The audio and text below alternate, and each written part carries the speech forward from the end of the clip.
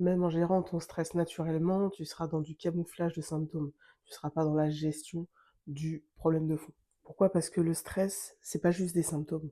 Ce qu'il faut comprendre, dans un premier temps, c'est que le stress se caractérise par plusieurs formes, plusieurs types.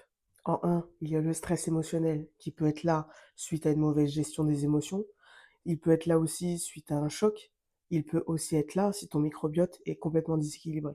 Tu as bien entendu, ton microbiote déséquilibré peut entraîner un stress émotionnel. En deux, il y a le stress physique. Le stress physique qui peut venir comme par exemple quand il y a une trop grosse allergie qui dure un petit peu trop dans le temps. Ou encore suite à une opération.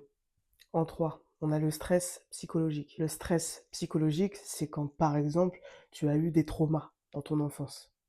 Et enfin, on a les stress qu'on qualifie de stress temporaire, comme par exemple dans le cas d'une étudiante qui doit passer des examens.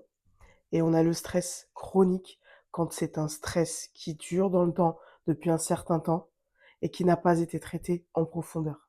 Comme par exemple pour quelqu'un qui a laissé tellement d'années passées sans gérer le problème de fond et qui se retrouve à faire des crises de panique sans comprendre ce qui s'est passé. Si tu veux en finir avec le stress, il faut que tu prennes en compte cette pyramide de priorité.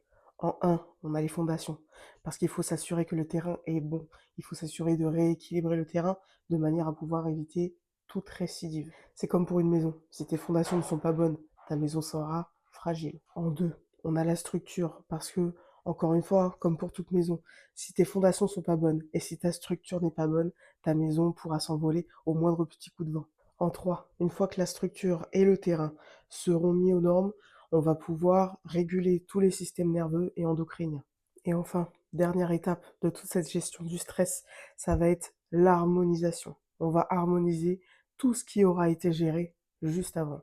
Moi, c'est Alison, je suis naturopathe et je me suis spécialisée dans la gestion du stress et des émotions.